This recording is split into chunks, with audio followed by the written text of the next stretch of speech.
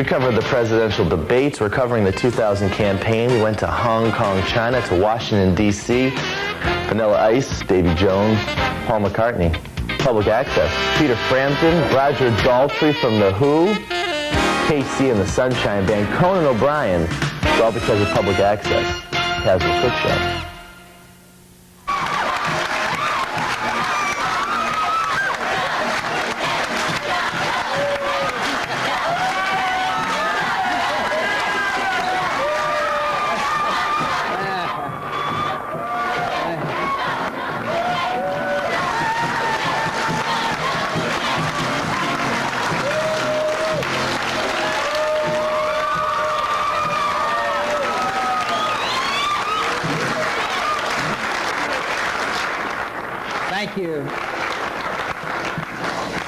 Thank you very much. I do not announce my candidacy to satisfy my personal ambitions.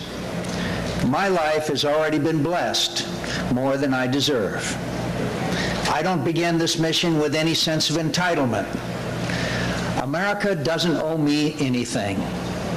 I am the son and grandsons of Navy admirals, and I was born into America's service. It wasn't until I was deprived of her company that I fell in love with America. And it has been my honor to serve her and her great cause, freedom. I have never lived a day since that I wasn't more than thankful for the privilege. It is because I owe America more than she has ever owed me that I am a candidate for President of the United States.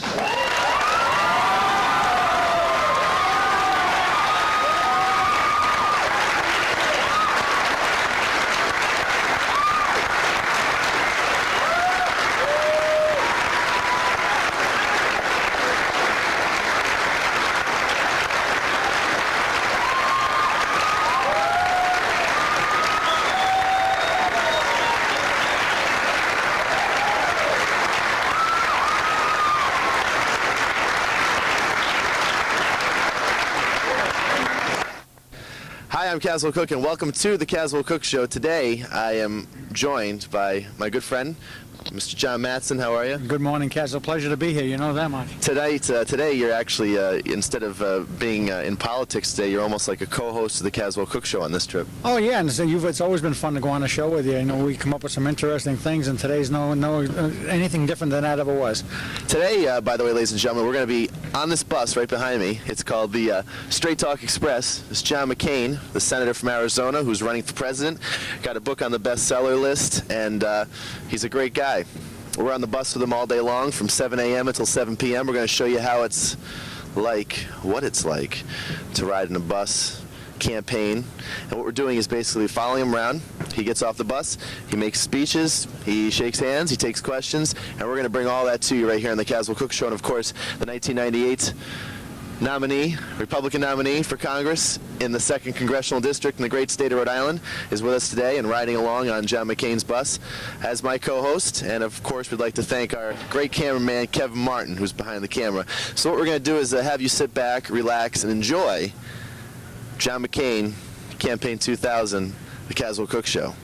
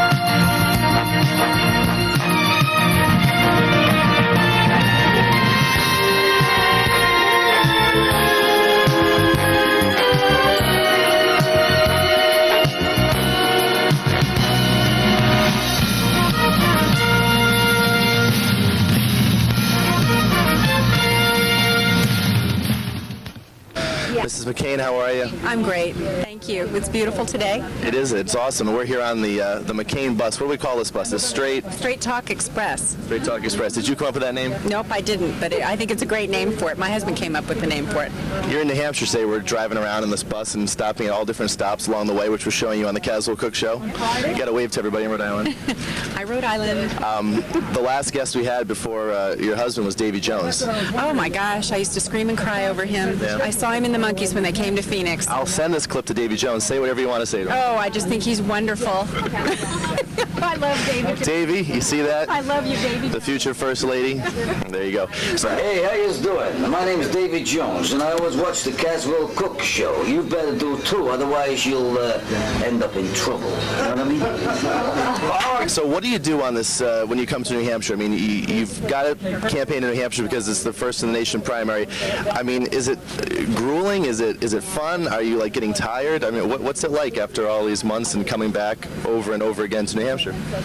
It's a lot of fun. Our campaign has always been a lot of fun because we've taken the approach that most importantly we're going to enjoy what we do. If you don't enjoy it, then you don't do a good job. And we love what we do, and the state of New Hampshire is a beautiful place, so we're having a great time. Last night was the debates, and George Bush didn't come. To his advantage, or does it work against him? Well, what we've discovered is that the people of New Hampshire want to see and talk and ask questions of the candidates. And I know in my husband's case, he's done some 40 or 50 town hall meetings. It's obviously been very effective for him because people have been able to ask him specific questions, get to know him, get to know where he stands and what kind of person he is. And that way they can make a very informed decision. When he said to you one day, I want to run for president, what went through your head the first time he said Disbelief. But it's for John and I, it was a decision that we made together with our family. I believe with all the toll that it will take on a personal life, which it does, anybody who's been involved in a campaign knows that, John is the right person for this. He's good at what he does. This is the right time for him, and I believe that the country will benefit a great deal by electing him. Going through the years, you've always lived in Arizona? Are you from Arizona? I'm born and raised in Arizona, yes. So it must be a little cool up here for you. A little bit. You know, it drops below 75 in Arizona, and I need a parka, so this is very cool for me. Well, you're doing well. Thank you very much. What should the people know from I am the wife of this person that's running for president, so obviously you have a different viewpoint. What should people know about him that they can't see on TV, on CNN? What is he like personally? Oh, personally, he has a great sense of humor. In fact, he has a very funny sense of humor. It's wonderful. He's a wonderful father. We have 4 small children at home, and he is a very hands-on father. Even Do they like the fact that he's running for president? Well, you know, they've never lived in Washington, and we've always kept them kind of shielded from all of this. But they're now all involved in the process to a small extent, and they like it. I mean, they're intrigued by it. But we keep them sheltered from a lot of what goes on. Well, thanks for being on the Caswell Cooke Show. We hope that, not that we're going to press here, but we hope that you guys come to Rhode Island sometime. Thank you. During the course of the campaign. We're a tiny little state, but, But some very people. important. It's a moral victory, Absolutely. We'll be there. Thank you very much. Beautiful. I was trying to give concrete examples of the situation. Second of all, during the Cold War, I have to tell you, and I know that you would disagree with this, but during the Cold War, the primary goal was to defeat communism and to defeat what we clearly know was a calculated effort on the part of the Soviet Union to overthrow the United States of America. That forced us into some very unpleasant and unsavory alliances. I don't admire them and I don't respect them, but I also understand why those decisions were made at the time, because there are times when realpolitik will dominate. This is the most difficult balance to maintain, as I tried to articulate. And I firmly reject your notion that this country of ours has not been the noblest in history. I firmly reject the fact, in fact, it is almost an insult to those who have served and sacrificed and shed their blood in defense defense of somebody else's freedom, whose bones rest in quiet groves that once were killing fields all over the world. So you and I have a fundamental disagreement about the nobility and the greatness of this nation. I will absorb any particular criticism to me about my position or anyone else. I will soundly reject the assertion that the United States of America and those who have served and sacrificed in defense of somebody else's freedom, unheard of in history, is an assertion that I would accept, and I firmly reject it, and we have an open and honest disagreement, and I thank you for your comments. I run because I believe deeply in the greatness of America's destiny and in the goodness of our cause. We are a lantern of freedom and opportunity to the world, the bright beacon of hope that our fathers died to bequeath us, and our children will be asked to defend.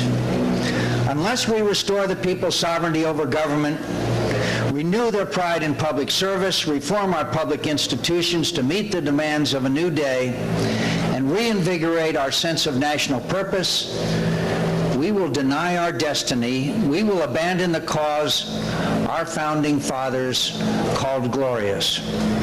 The first responsibility of the next president will be to keep our country safe so that we might secure for ourselves and humanity a future worthy of our highest aspirations.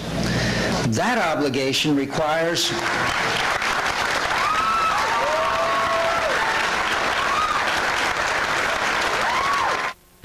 All right, so here we go. You guys can laugh and stuff if it's funny, you know. And stuff.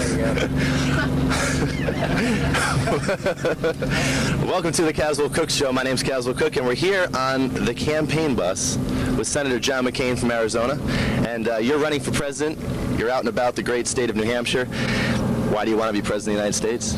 First of all, I think that New Hampshire is the key and vital state, and the only way that I can get over the top in Rhode Island is to be on the Caswell Cooke Show. Well, you know. Because an opinion maker such as you, Caswell, will certainly put me over the top. We won't have to do any further campaigning. This show will have to be run daily and watched by every voting age adult in the state of Rhode Island, right? Okay. We can do that. So why do you want to be president of the United States? I want to inspire Americans to commit themselves to causes greater than their self-interest, and I want to reform government. And I believe my experience and my credentials and my vision will qualify me to do that. You want campaign finance reform.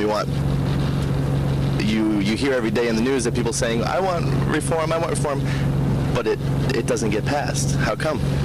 Well, the present system keeps incumbents in office, and so it's awfully hard to get incumbents to vote that way. But my campaign experience indicates to me that there are many, many Americans and Republicans who view this as a very important issue, and I'm very pleased with the support and enthusiasm there is amongst average Republicans.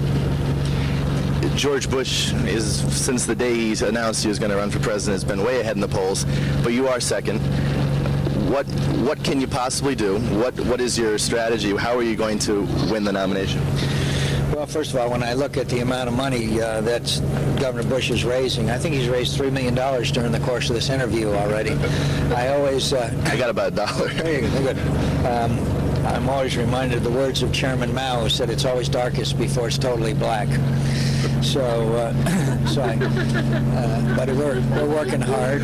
We're working hard, and we're coming along in the polls, doing a lot of town hall meetings. When I have Caswell Cooke and his cameraman follow me from one town hall meeting to another, I'm encouraged. And when I have this high-level media attention and exposure to the campaign, in fact, my campaign manager, one of them here, Mike Murphy, get a shot of him, would you please? Mike. He came rushing into my hotel room last night at 1 a.m. and he said, "You're on the Caswell Cooke Show."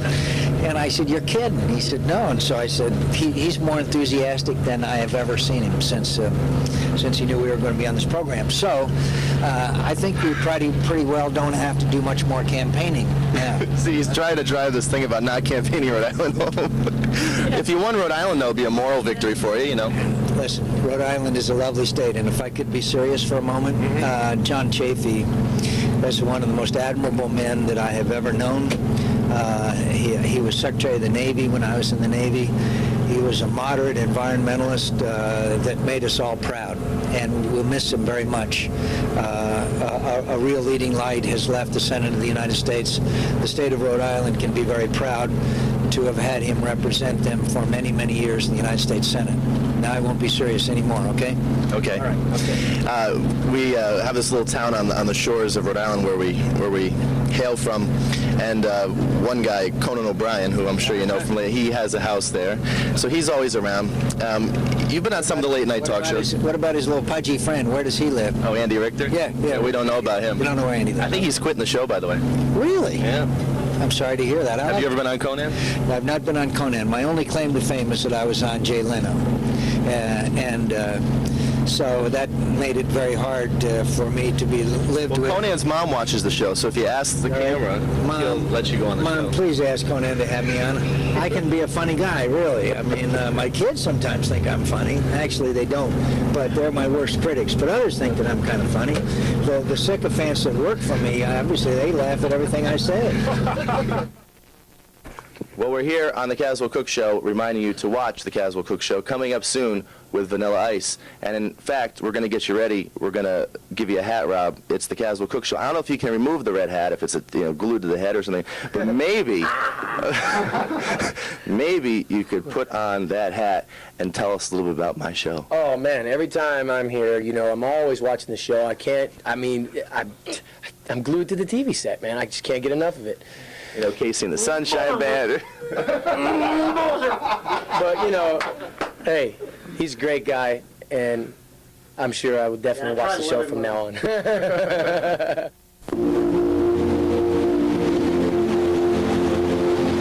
It was called the greatest generation any society has ever produced. They were ordinary people who half a century ago did nothing less than help save the world. Millions served in uniform, millions more served at home, and nearly 500,000 gave their lives. And yet there is no national memorial to honor their sacrifice. It is time to say thank you. Call now and help build the National World War II Memorial.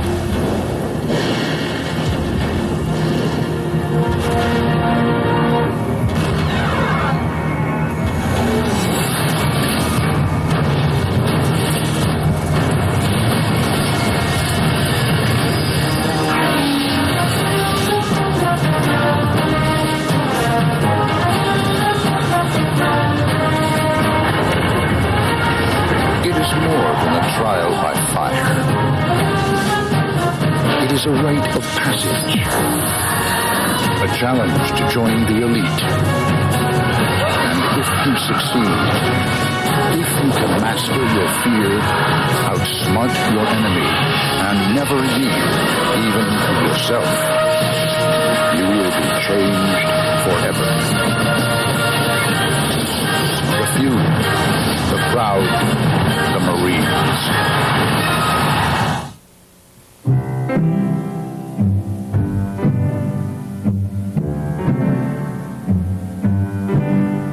So what do you think? You hungry? Yeah. To be a mentor, you don't have to have all the answers. You just have to be yourself. Do good. Call 1-877-BE-A-MENTOR. Hey, I'm here with Bob Denver, and he has a little something to say. Watch the Caswell Cooke Show every time you get a chance. Well, hey. Especially on the island, I never miss it. Oh, you had TV out there? Sure, but it was a little portable. It was not very big. You were very tiny about this big. I was born after the series went off the air, by the way. You're not the only one. No, that's all right. Well, thank you for being on the Caswell Cooke Show. Thank you. All right. To relieve the tax burden imposed on working families, we must eliminate the special interest loopholes in pork barrel spending that are the result of a campaign financing system that is nothing more than a sophisticated influence peddling scheme.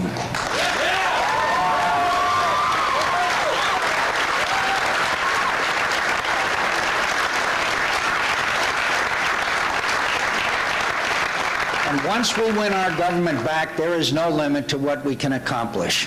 If elected president, I will not allow your Social Security money to be used for any purpose except Social Security.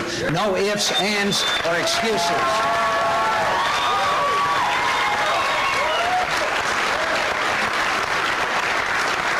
Social Security money will be taken completely off budget, every single dollar, so politicians can't get their hands on your retirement money to finance another big government scheme. I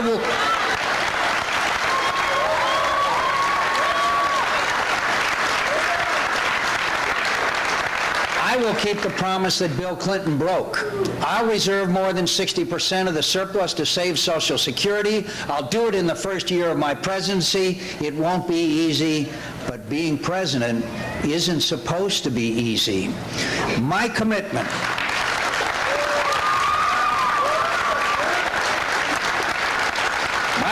to save Social Security will not prevent me from providing vital tax relief to the millions of Americans who have been overcharged by government for years. I will cut taxes, not for the special interests and the big dollar donors, but for the working men and women of this country. John McCain was a young Navy pilot who volunteered for duty in Vietnam and was shot down over Hanoi. He was dragged off by an angry mob. When found to be the son and grandson of Navy admirals, he was offered early release, but he refused and ended up spending 5.5 years in prison in Vietnam. He returned home and continued in the military, soon becoming a congressman and then a U.S. senator, now running for president. Welcome to the Caswell Cooke Show. We just came up front after John McCain kicked off his 2000 presidential bid. As you can see, the press right behind me trying to get right in and get those shots. Senator McCain is meeting and greeting. Check it out. It's a great scene.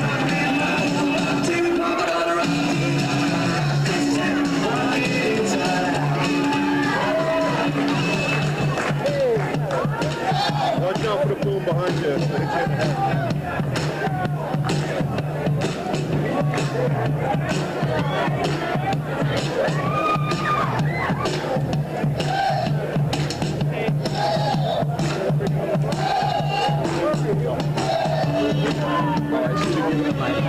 Right now. What's up with the thing? All right.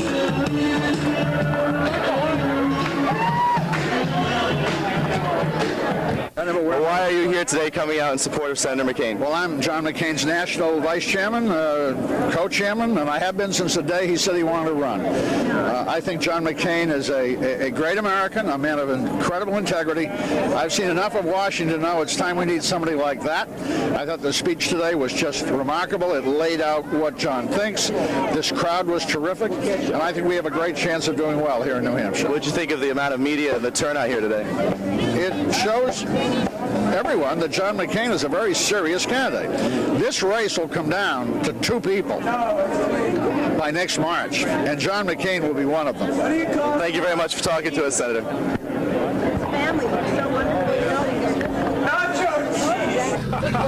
Would you like to interview me? Yeah, okay, now. Okay, Caswell, how long have you been in this business, boy? Have you thought of another line of work? No.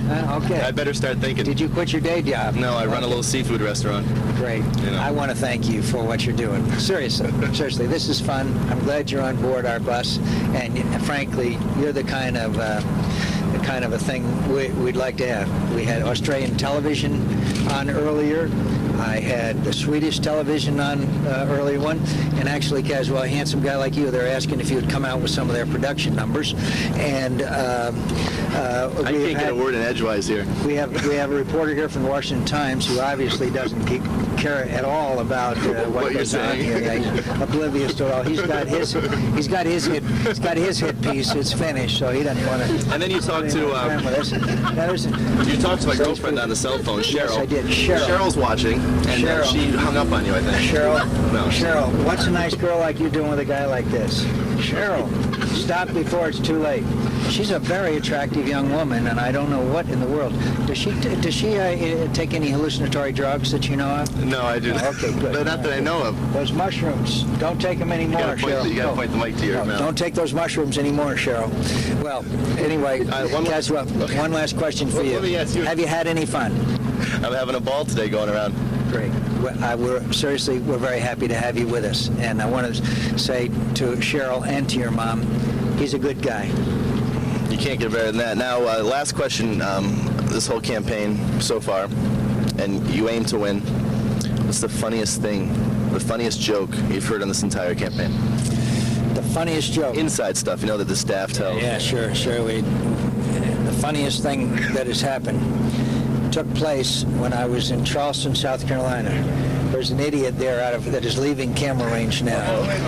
There was his name is John Weaver. That's W-E-A-V-E-R. W-E-A-V-E-R. We're in South Carolina on the very hottest day in the history of the state of South Carolina. Mr. Weaver had the great idea that we would go to a professional baseball game that the Charleston River Dogs were playing. The temperature literally was over 110 degrees with 100 degrees humidity, and he had me standing out there trying to meet people who were obviously smart enough to stay home and not come. So it was one of the most exciting and stirring days. The culmination of it all was this very nice young woman who was sort of the PR person, one of the few people there. I had this flag that had been flown over the Capitol, and I said, you know, I have this flag that had been flown over the Capitol. And she said, well, what am I supposed to do with that? And I said, well, I don't know. She said, well, it'll look nice in my apartment. That was the culmination of our day with the Charleston River Dogs. I thought you said you had a funny story to tell me. It was one of those. It was one of those you had to be there. Conan, I didn't mean it. I got a better one. Man, well, Letterman's the guy you really want to get on. But anyway, thank you very much, and you got the Caswell Cooke Show hat, and we got your book, by the way. Tell us, just plug your book really quick. Faith of My Father's Random House, $24.95. You can get it on Amazon.com as well. It's one of the great books that has been written. Number 5 on the New York Times bestseller list. I could go on and on. Hey, get the book. Get the book. Get the book. We're going to show the book. By the way, this guy that's with us today who's doing our sound, his name is John Madsen, and he was the Republican nominee for Congress in our 2nd Congressional District back in 1998. And we're proud of John. There it is. And he had 40,000 against his opponent's 600,000. So you know you can understand where he's coming from. We're proud of you, John. Thank you. I'm sure you are a far better cameraman than you are a candidate. We're very pleased that you're Oh, he's here. the candidate. Oh, John. There he is. John the camera. Okay, John. So, thanks. that's your book. Okay. Thanks. Faith of My Fathers. And it's a bestseller. Thank you very much. Thank you for being on the Caswell Cooke Show, Senator. Thank you, Caswell. And now, if all you got to do is look at the camera and give me a promo. Okay. When you're sitting around the house without anything to do, relaxing, having the drink of your choice, tune in to the Caswell Cooke Show. You'll have a ball. Thank you so much. Well, I can't beat that interview. Okay. Nice to see you. Now I'm going to take that from you. Well, this is Caswell Cooke, and we're standing outside of the Barnes & Noble in New Hampshire. We've been on Senator McCain's bus all day long, the Straight Talk Express. We've had a wonderful time with Senator McCain, with his wife, John Madsen, and I, along with Kevin. We've had a great time showing the people of Rhode Island just what Senator John McCain's all about, and he's been very gracious to us. And right now he's inside, and everywhere we've gone we've had capacity crowds, and right now he's inside, and the line weaves all around the Barnes & Noble bookstore for people that just want to meet him, shake his hand, get an autograph on his best-selling book, and we're very privileged to be here. So let's go take a little look at Senator McCain signing some autographs.